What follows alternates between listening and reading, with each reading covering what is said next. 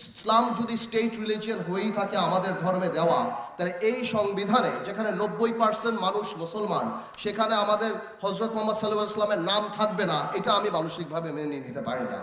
Article 2(1) নিয়ে কথা বলি, যেখানে বলা আছে ইসলাম ইজ আ স্টেট রিলিজিয়ন।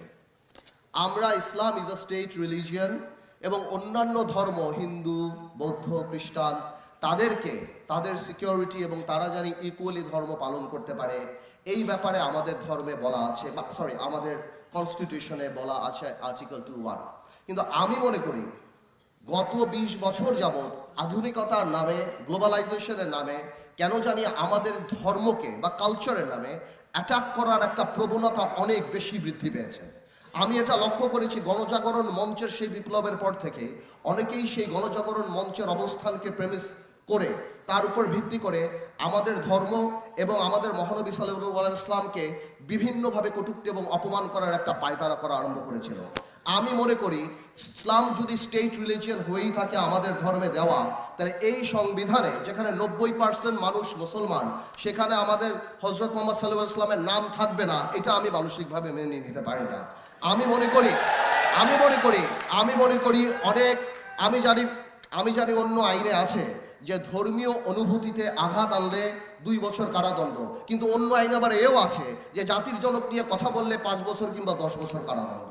তো সেই ক্ষেত্রে আমি বলতে চাই যে আমার মহানবী হযরত মুহাম্মদ সাল্লাল্লাহু আলাইহি ওয়াসাল্লামের এই নামটা, উনাকে নিয়ে কটূক্তি করাটা, এই ব্যাপারটার যাতে ডিসকারেজ এবং এটা করলে কি অপরাধ হতে পারে সেটা গুরুত্ব দেওয়াটা সংবিধানে থাকা উচিত। এতে করে সেকুলারিজম অ্যাটাক হবে না, এতে করে অন্য ধর্মকেও ছোট করা হবে না। বিকজ আমরা এই ধারাতেই বলে দিচ্ছি যে কোনো ধর্মকেই আমরা রেসপেক্ট করি এবং সবাই কর্মকাণ্ড করতে পারে।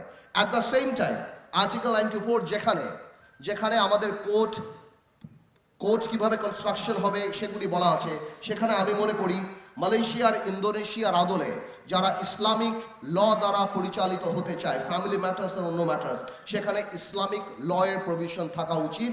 যারা ইসলামিক কোর্টে ইনভোক করবে তাদের যদি, যেমন এখানে সাকসেশনের ম্যাটার থাকতে পারে, উইলের ম্যাটার থাকতে পারে, ফ্যামিলি ম্যাটার্স থাকতে পারে, সম্পত্তি যেটা আপনার সম্পত্তি আইন বলেন বা সেই প্রভিশনগুলি যদি কেউ চায় ইসলামিক ল দ্বারা পরিচালিত হবে, তাহলে ইসলামিক কোর্টের প্রভিশন থাকা উচিত। আমি মনে করি, শোনান একটা কথা বলি, গ্লোবালাইজেশন আর মডার্নাইজেশনের নামে আমরা আমাদের কৃষ্টি, কালচার, ধর্ম থেকে অনেক দূরে সরে যাচ্ছি। ধর্মকে সবাই আপ টু ডেট মনে করে না, বাট আমি মনে করি this is the perfect time that we should come back to our root. আমাদের কালচার, আমাদের ধর্ম, আমাদের এই জিনিসগুলিকে আমাদের এখন ফিরিয়ে নিয়ে আসা উচিত এবং যথাযথ সম্মান দেওয়ার